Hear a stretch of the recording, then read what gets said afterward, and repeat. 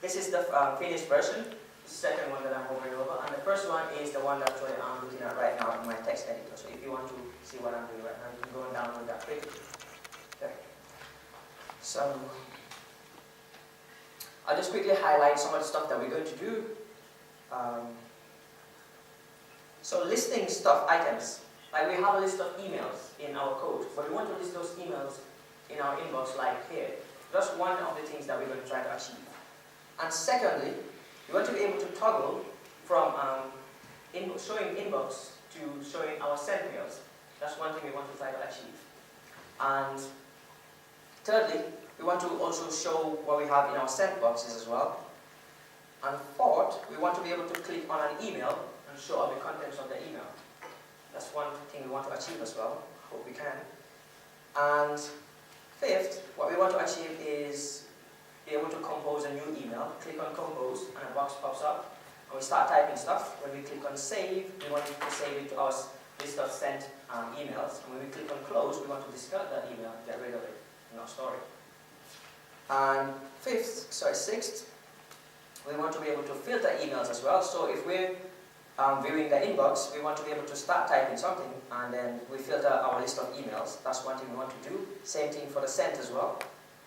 And seventh, we want to highlight which part of our application we are on. Right now, if you notice, if I click on inbox, the inbox list gets highlighted in blue. And if I click on sent as well, sent gets highlighted in blue. And that's also very easy to do. So, alright, let's start. I'll show you now the application that has no or little implementation. So that's this one. So if I click, nothing happens. Actually, it does happen. But if you notice, it's just raw text that I just put there. It's not actually the email details that it's showing. So right now it's just popping up.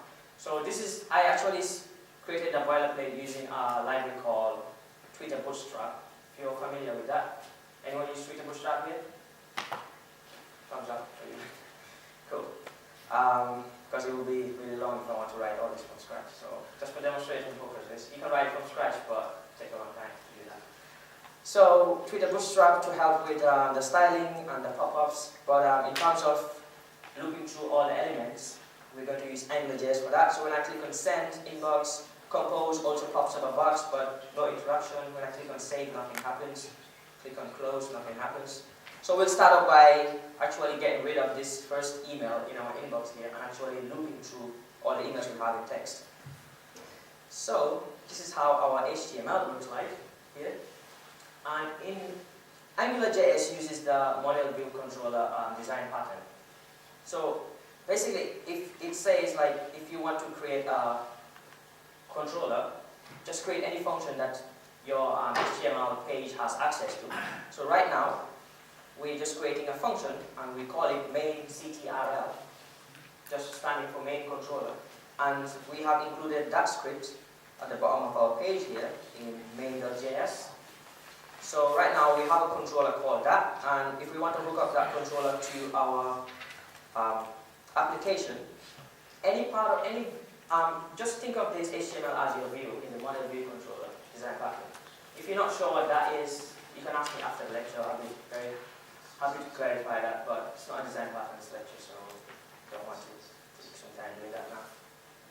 Okay, so we specified that we want our controller to be working with this view by saying ng controller. It's just something that Angular provides for you.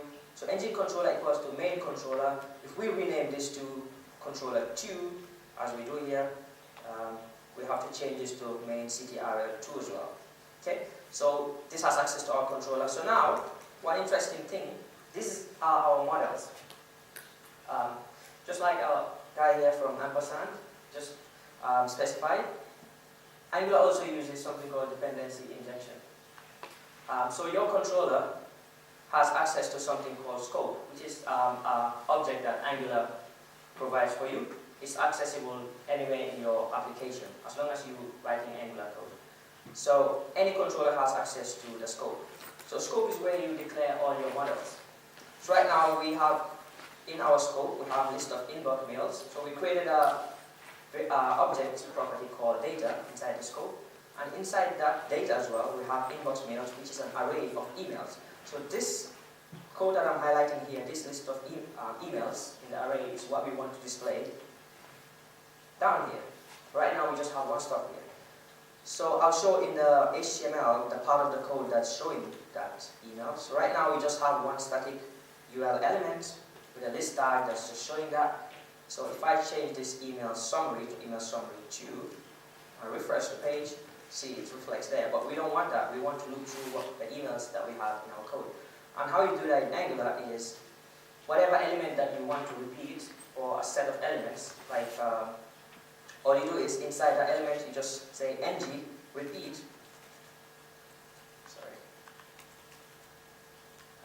equal to. So since we have access to the scope, we can just say data dot data is a property inside our scope, so we don't need to say scope dot something. We can just say data, which lives inside our scope. So we can say data dot inbox mails. So what are we doing here?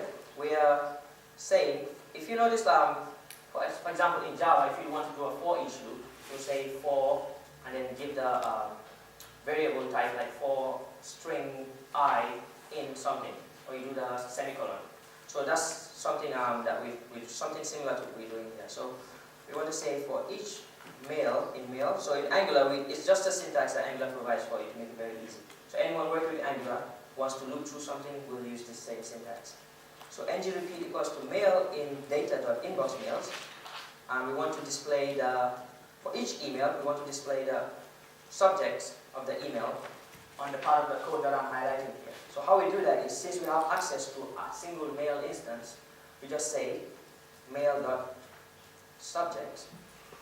and down here we want to display the summary for a single mail, and we say mail.subject.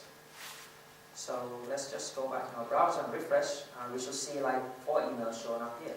So if we refresh, you can see there's 4 emails showing up there. And all that's made possible because we have access to controllers inside our view here. And any data set on that controller is accessible to this view. It's very easy to do.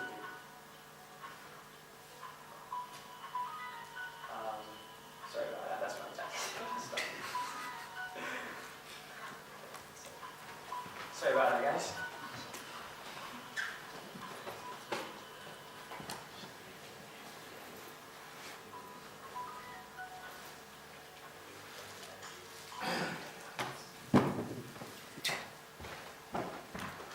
Sorry for that. Okay, so now we've sorted the listing of the emails out. Next, what we want to do is we want to be able to toggle from inbox to send mails. Okay. So right now, what are we saying? We say, wow. We're saying we want to look through all the emails in our inbox mails, but we need a way in our code to dynamically specify which emails we want to show. So if we click on send mails here, we want the code to switch to listing the sent emails instead of the emails in our inbox. Right now it's just listing the inbox. If you notice, if I click on here, nothing changes. So we want that when we click here, this list here changes to showing what's in our sent emails. And right now, I'll just quickly hard code this in here. So instead of inbox mails, this changes to sent mails, which is a model also in our controller here. This is what we're trying to display now. So when I refresh the page, you should see that the sent emails are being shown. But we don't want to be going in our code all the time changing that. Obviously, we want our application users to just click on these 2 buttons here and switch back and forth between those 2. And how do we do that? We can do that by creating a method called setActiveWindow to inbox. Inside our controller, we can have functions as well. We just don't need to have models in there. So in our controller, we have a setActiveWindow to inbox. So when you click on the inbox link, which is this li tag here, we need to call that function to say, set the active display window to your inbox. And when this one is clicked, we want to say, set the active display window to send mails. Okay, and that can be done very easily as well by using something Angular provides for you called ng-click, which is just a click handler. Just set it and specify what functions in your controller that you want to call. So ng-click equal to, and what's the name of the function? It's set active window to inbox. So I'll just copy that, paste it in the event handler for that. So let's do the same for the li tag for the send emails as well. So ng-click equal to set active window to send. Okay. So now let's go back in our browser and refresh. When we click on these two, still nothing happens because we still are looping through the list of sent emails. Nothing changes. So these two functions, what they're doing, they're just setting another property on our controller to either send mail or inbox mail. So we want to access this active window object here in our controller. So instead of saying loop through data.setMails, we're going to say data in square brackets, and we just specify data.activeWindow. So now, look what happens. We click on set mail, it switches to the send email now. So now it's dynamically picking up what part of the application we want to show. We click on inbox now, shows our inbox. That's pretty cool. Try writing this without Angular and see how many lines of code you're going to write. And it's pretty painful. So next, what are we going to do? We're going to click on an email to display full contents. Right now when I click on an email, it just displays this boilerplate code. I'll show you the part of the HTML that is showing that right now and what we can do about it.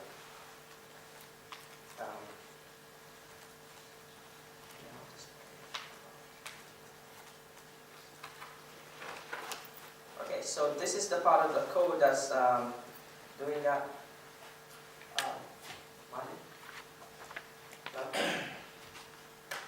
Hello.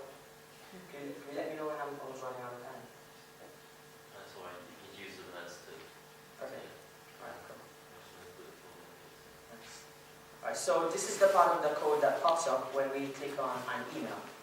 Right now I am hard coding some data inside there, like subject, which is subject here. So we want to say whatever email you've clicked on, display that in the pop-up here right now. And right now we have another function here called set currently viewed email. So right now we want to call that function on any email that's been clicked and then passing that email inside the function here to say set it as the currently active one. And we're going to bind to that currently set email. So let's go back in our HTML. In the part where we're looking through the emails, we're going to set an event handler on a specific email.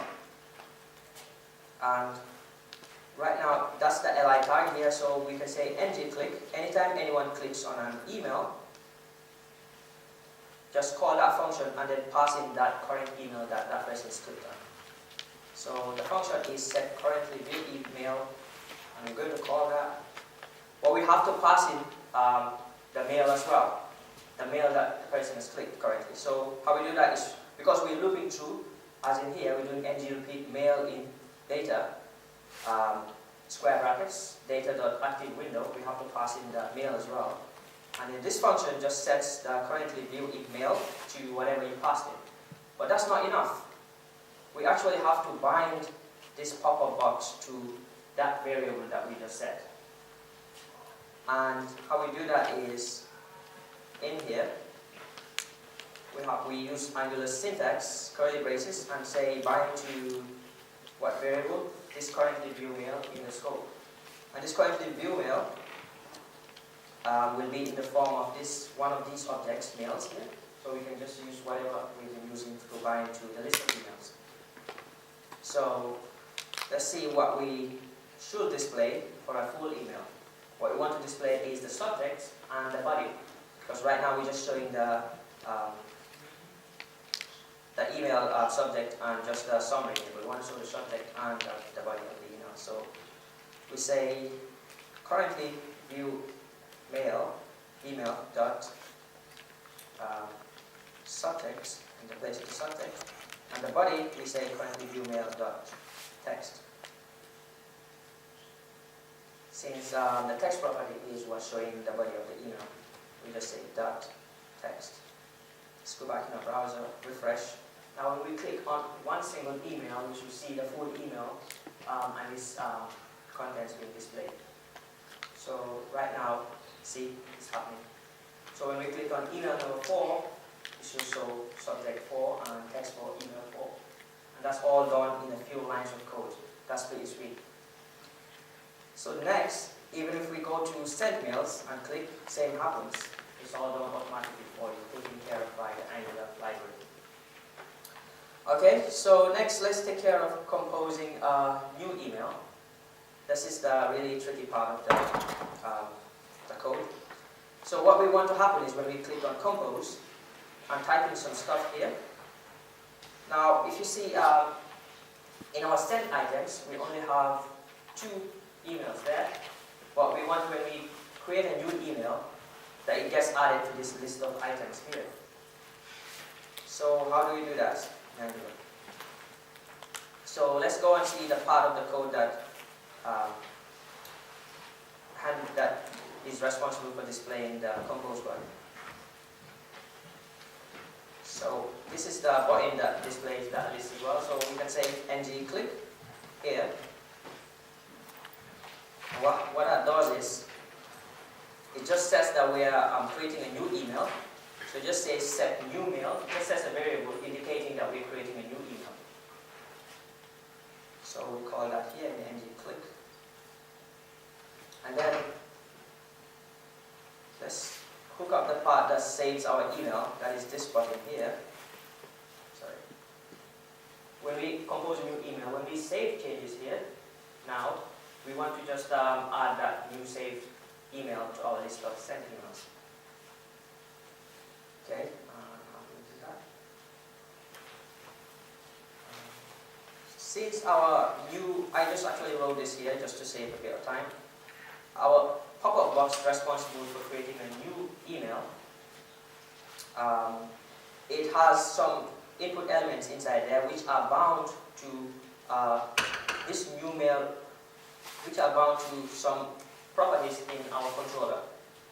So we have scope.data.newMail recipient, which is bound to this input box here. So whatever we type here in our code will be stored in scope.data.newMail recipient. And whatever you type in the subject area will be stored in the new mail subject part here.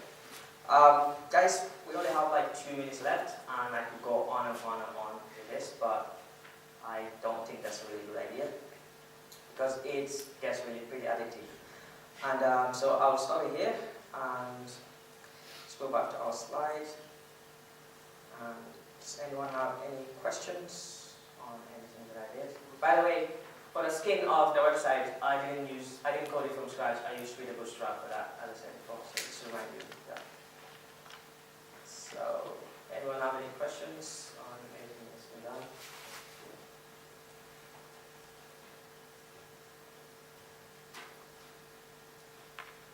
Okay. All right. So, if you need more, if you need some links as to where to learn more about this stuff, these are some of the locations that I recommend that you go and have a look at. The official jQuery site, AngularJS, and NetToast as well. Very good learning